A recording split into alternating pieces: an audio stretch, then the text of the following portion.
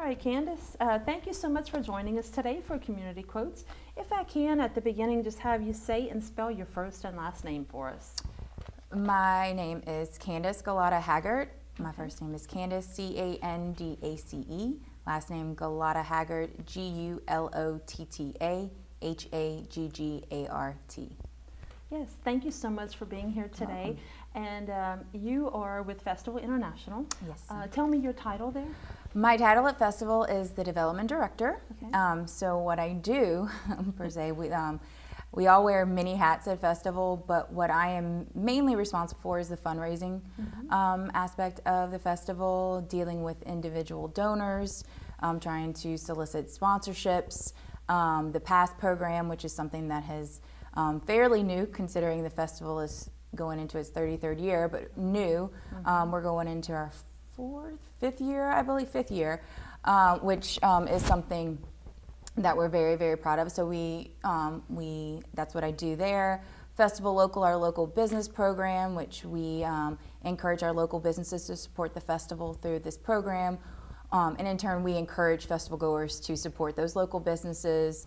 And our Rain Angel program, which is a higher individual or company donor program where the Rain Angels or more, their donation goes towards helping in case if it rains. Our rainy day fund, they pay for our rain insurance that we have we've never had rain insurance until about 3 years ago, which is kind of mind-blowing, being that we are an outdoor festival. But their money also helps in case if there's any deficit with drink sales are down because the rain is or the weather is bad. So I work with all aspects of fundraising, even special events, and every program that I deal with is very, very important to the festival, along with the other things that the other employees at Festival do. Gotcha.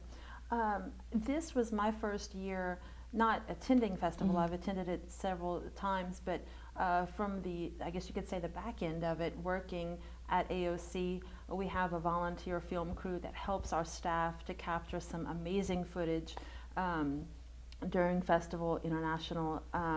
And so of course, we certainly thank our volunteers for helping us to capture that amazing footage. But do you guys need volunteers to help with any events? And if so, how can they go about doing that? During Festival, we rely heavily on our volunteers, and we are so appreciative to our in-kind sponsors like AOC, who comes in and their volunteers come in and provide us this amazing multimedia aspect of the festival. But during the year, we have about a 34-person board, and they are all volunteer-based. So during the year, we rely on that board along with other volunteers. But during Festival is when we really need the numbers. I believe it's about over 2,000 volunteers that we need each year, from anything to selling drinks, to the baby care station, to our artist hospitality, to security. Those are all just a few things that we need from volunteers. And so we don't solicit volunteers throughout the year. We just do it closer to Festival around March when it's fresh on people's minds.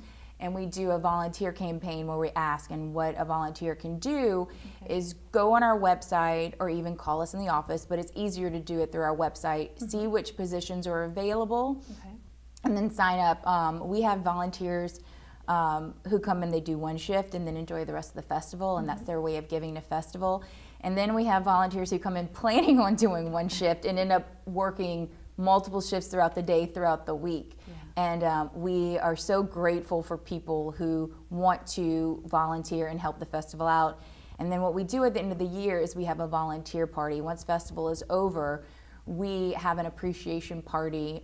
Every year it's a different place. We like to do it, and we like to spread the love with all of our local, restaurants and bars.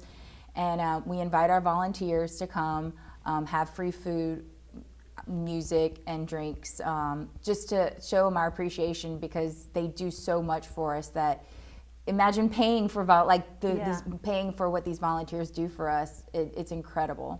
It sounds like they get rewarded. handsomely. We so try. that's good. We try. That's awesome. Let's talk about festival itself, because I know it's a huge festival here in Lafayette that impacts people throughout the state. Even I met people that were from other states that come to Lafayette just for Festival International. You guys have a wonderful lineup. How do you go about selecting the bands that are performing? We have an amazing program director, Lisa Stafford. She's been with the company or the organization for over 20 years. She starts looking at artists multiple years in advance. Sometimes she has an artist in mind that she knows that this year is not the year for them. So she puts them on her radar for the following years. But as soon as festival's over, people think that we're done, and we are not done. I personally am in closing out. Our production director is closing out. I'm also soliciting for sponsors for the next year. Right. But Lisa is looking at who she's going to book and for the next year. We pretty much have an idea of who we would like to book for the festival by this time. Wow. She has a good idea. We have artist applications, so a musical artist can actually apply. Even if you're not with an agency or a management company, an artist can apply through our website, and that closes September 1st. So throughout the summer they apply, but once that deadline happens, it's over, and we still have people calling, obviously. But it's a year-round process. She does her research. We are a very small office, and she listens to music a lot, so we can hear her down the hall listening, which is great because we all know what she's listening to, and we can say, I don't know if that's going to work this year, or so she also knows everybody, and she has people who bring her amazing artists.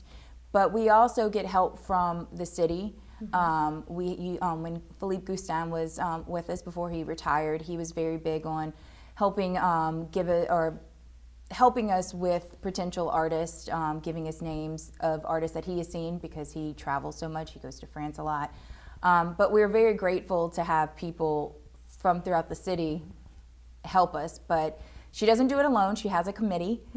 She has a VP of programming where she doesn't just pick them, even though we trust her completely because she's been so great. She does such an amazing job. But she does send the artist for her committee to review and to get feedback. You've been with Festival International for how long? I've been with Festival for about 3 years now. In those 3 years, what are some unforgettable moments that you've had? There's been so many unforgettable moments for Festival. Good or bad? They've all been great. As in anything, there are fires that have to be put out, but I've never experienced such an amazing organization to work for. It has changed my life to work for this organization and to see what it does for our community. The family that I've made being with this organization, I feel very, very lucky that I have found my place, not just with my career, but with Lafayette, being that I'm not from here. So some of the amazing events is watching an artist that we have been so pumped to watch for the entire year, hearing about them, and then being being with the team and watching it and just being like, oh my gosh, they're just as great as I thought they would be.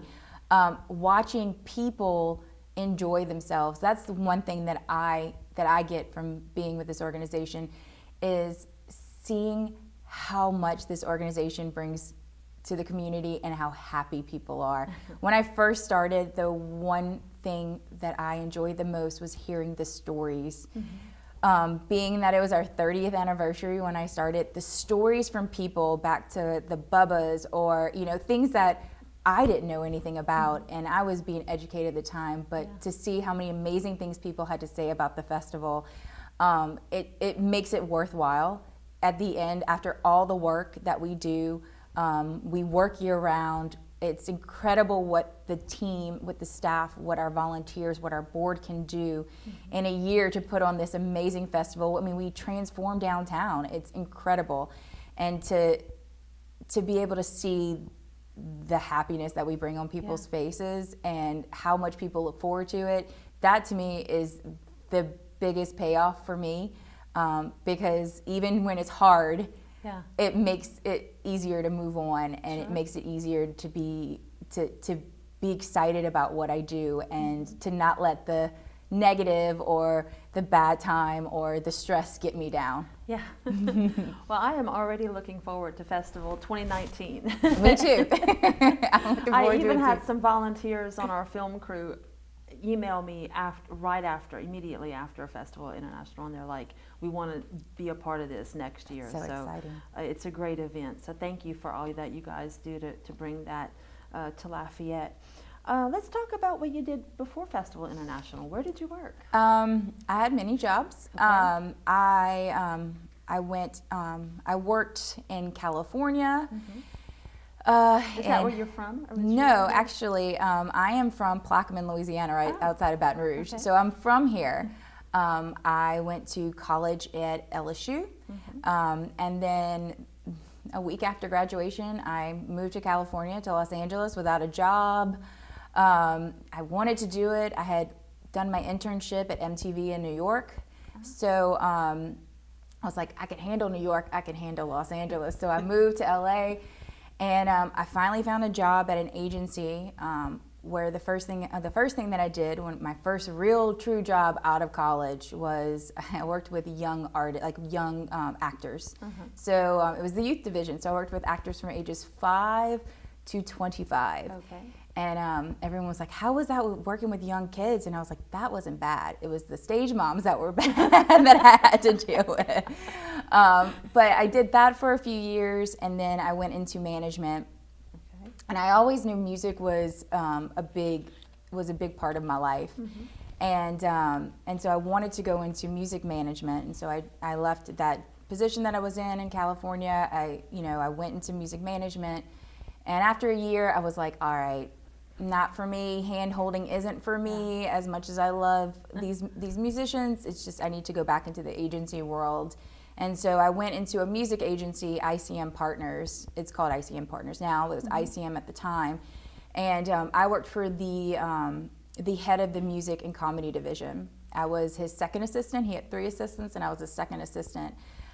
Which was an amazing opportunity for me. He is considered one of my mentors. I still keep in touch with him. I did day-to-day work for some of the most amazing comedians and some of the biggest artists that Aretha Franklin, Ellen DeGeneres was one of them, Chris Christopherson. So I was lucky enough to be able to do day-to-day and work with them.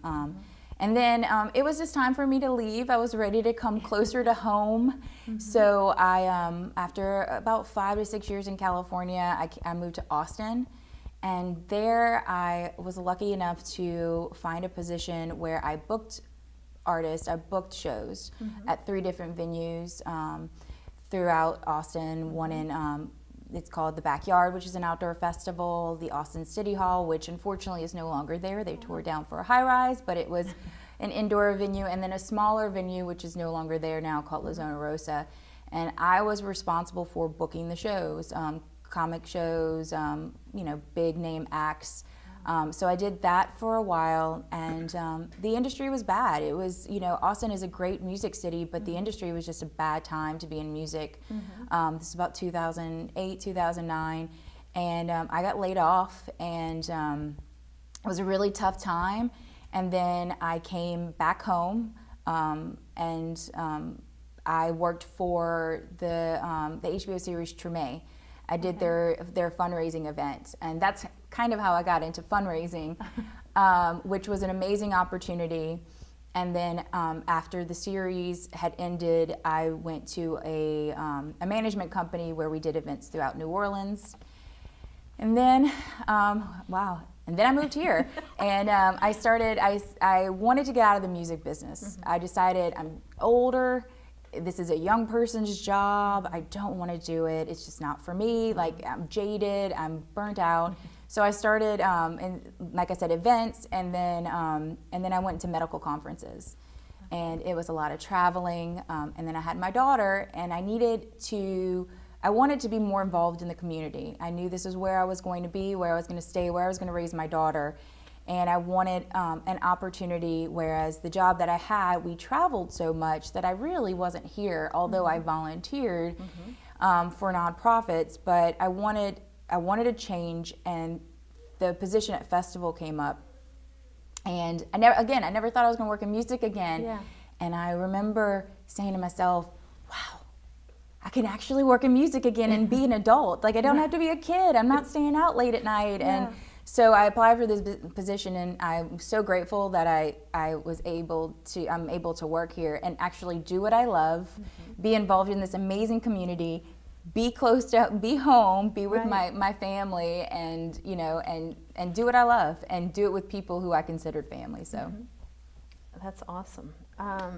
We talked about music and that you worked in the music industry, and of course you're working in it technically with Festival International, but on a different aspects. I think that's working out great for you. Yes, I love it. It's good for me. Who are some of your favorite musicians that you like to listen to? Some of my favorite musicians that I like to listen to, my all-time favorite is U2. I get made fun of by my friends. They joke with me because I love them so much.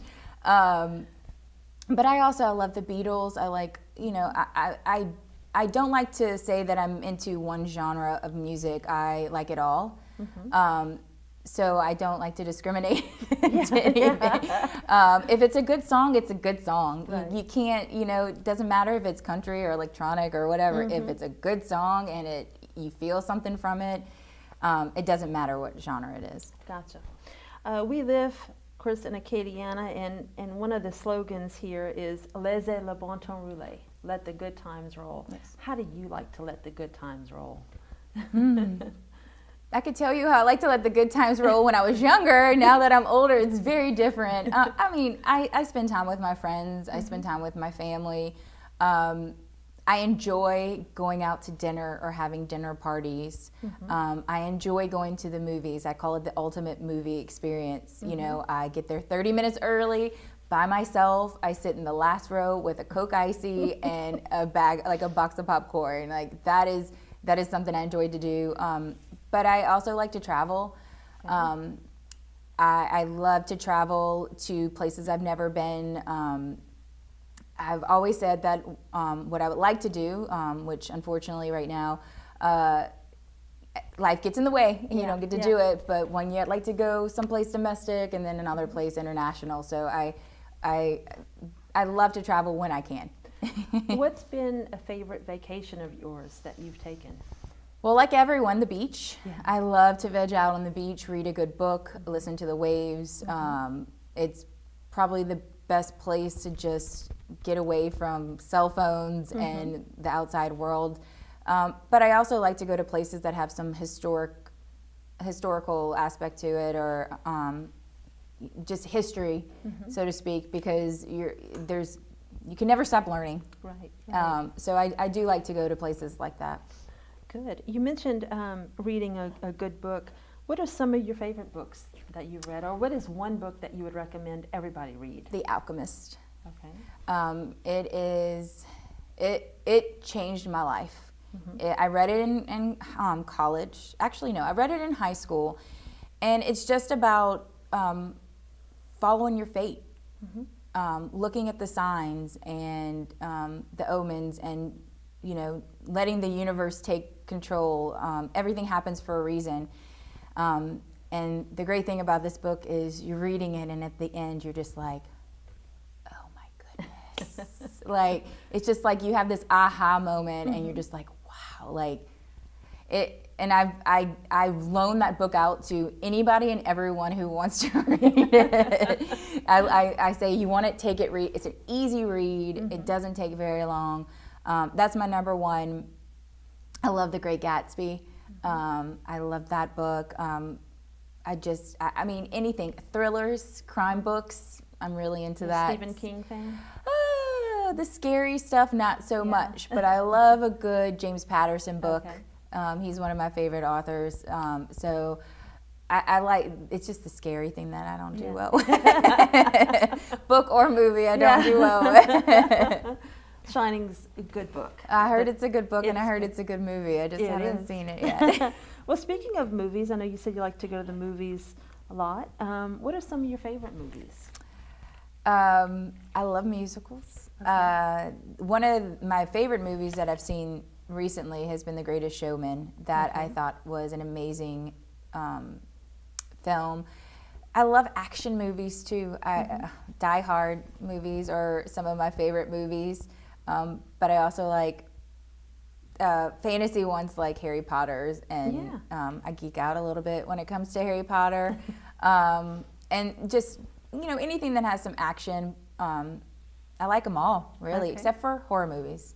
Gotcha. That's a big no in my book. All right. Well, let's expand on that on horror movies. Do you have any fears or phobias?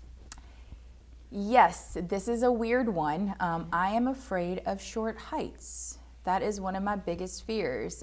People say, "What do you mean short heights?" And I said, "I've jumped out of an airplane before. I am not afraid of jumping of tall heights. I'm not afraid of being on a big building. What I'm afraid of is being on a ladder and falling and breaking my leg or doing something like." So I work every day on getting over that phobia. Okay. But it's like while I'm up there, I have that moment of fear. And then I'm like, all right, I'm like shaking, getting down. But yeah, I mean, it's nothing where like I won't do it. Yeah. But I would prefer not to be on a tall ladder if I didn't have to be. Gotcha. Well, it's good that you're trying to conquer that fear. Oh yeah. Yeah. What is your idea of happiness? My idea of happiness is my family and my friends, being with them, everyone being around a table, laughing, having a great time, having dinner, having lunch, or going to my parents' home and having a barbecue outside, watching my daughter swim, and my nieces and my nephews there, hanging out with my sisters and my aunts.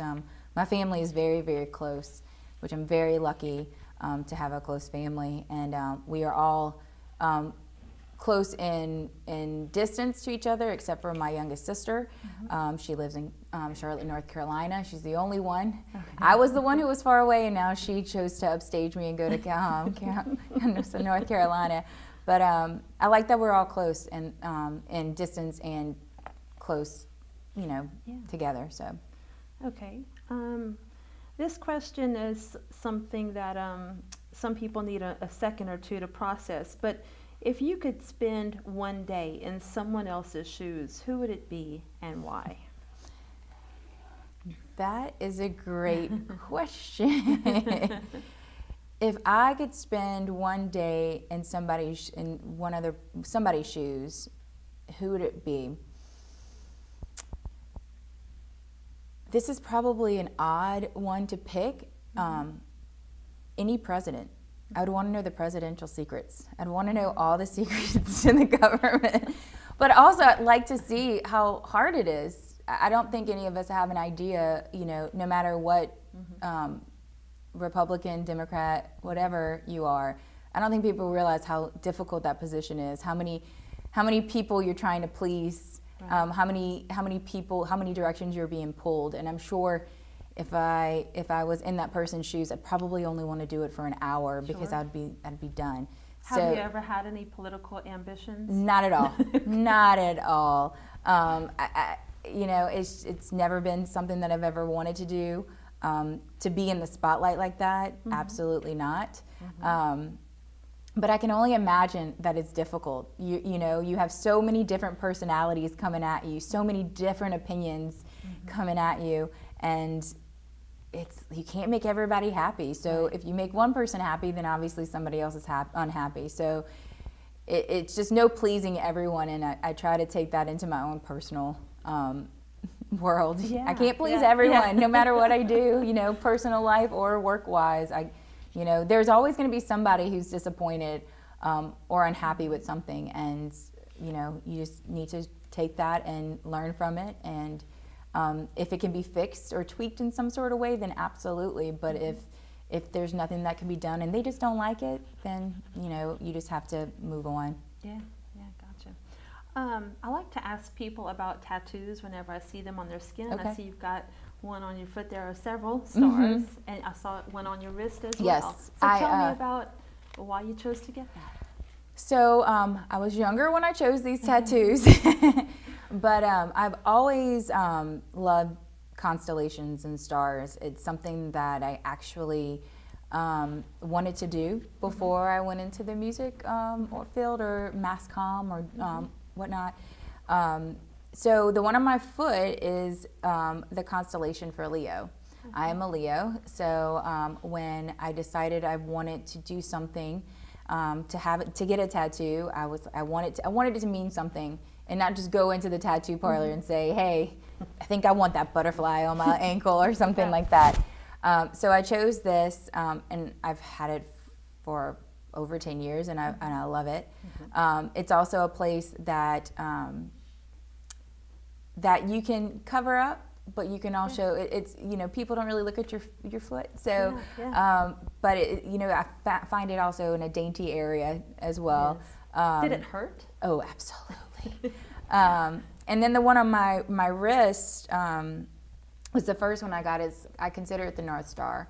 And so I got it. It kind of leads me and leads the way, just like a North Star is supposed to in the sky. That's the only two I have, but they all mean something to me. And like I said, I got them when I was younger. So. Do you plan on getting any more? Absolutely not. I do not plan on getting any more. You sound pretty adamant about that. I am. I'm more power to people who get tattoos throughout their life, but I am done. I thought about getting one for my daughter, and then I just said, where would I put it? And I think I've hit that stride, and I'm done with that. Well, thank you for sharing that very personal information, but it's nice to know a little bit more about you. Candace, where do you see yourself in 10 years from now? I see myself still here in Lafayette with Festival, continuing to do what I do and bringing this amazing festival to the community. I really cannot see myself any place else right now. I have found an amazing position, an amazing career, an amazing community to be in, an amazing group of people to do it with. So I just cannot see myself anywhere else. Just a little bit older. Yes. Probably a few more gray hairs. Well, y'all have those. Yeah. Well, that's pretty much wrapping up our interview. Is there any question that I didn't ask you that you wish I would have asked you? That is a good question. I'm sure there is, and I think you caught me off guard on that one. I mean, something that you didn't ask, I guess, is why is it important for what we do at Festival and what I do? Please elaborate. Yes. Festival is, we don't like to use the word free anymore, even though it's not a ticketed event. In the past, when we used free, people assumed that everything we got was free. Which is not the case. We pay for production, we pay for our artists to come in, international artists, we pay for police, we pay for, ambulance, service, we pay for a lot of the things that we do during Festival. And what we've been trying to do for the past 3 years since I've been with Festival is educate people that yes, we are very lucky to have in-kind sponsors like AOC, who I can't even imagine if we had to pay the services that the in-kind service that you give us. I mean, our budget would be extremely high. I mean, it takes about $1.3 to $1.6 million to put on Festival annually. People never realized that. It was not really discussed, and one of the things that I loved about the transition when I started at Festival is that we were very open to people about things like that. It was never really discussed. So just imagine that budget right now and then multiply that times 5 probably, considering how much, even the volunteers, imagine paying a volunteer to do that job. So it is incredibly important for us to have donations, sponsors, no matter how big the donation, no matter how small the donation, no donor is any more important than the other. And that is a very important thing. Buying a drink at Festival, alcoholic, non-alcoholic, very big. Buying our merchandise, all of these things help put on a festival. And if we didn't have our donors, the people who volunteer, the people who buy passes, the people who support, the people who merchandise, buy a beverage, 5K, anything, we couldn't do it. It's just not, we couldn't do it. And we couldn't do it for this long. And that is one of the most amazing things that I realized when I started was, holy cow, this community has continued to support a festival, an event of this caliber, to continue to make it a free public event. It's incredible what the community has done over the past 32, 33 years, and it's something to be very proud of. Definitely. And it blew my mind, being that I'm not from here. Right. It blew my mind that this is how long. When I started, I was like, 30 years, wow, you guys have sustained this for 30 years? Because usually, you know, an organization will come in, it's free, and then it's like, okay, expenses, expenses, expenses. Okay, we have to have some part of it ticketed. Right.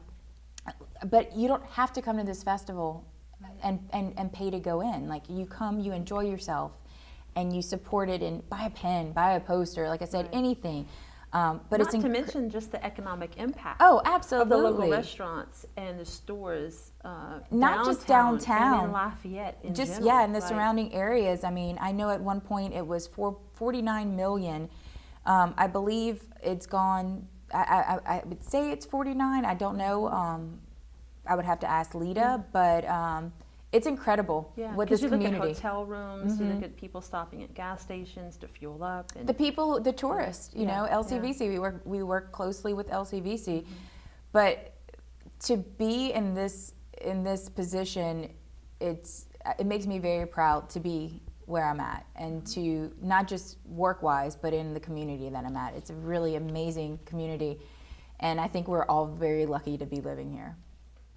Very well said. Thank you so much, Candace, for joining us. Appreciate it. Absolutely.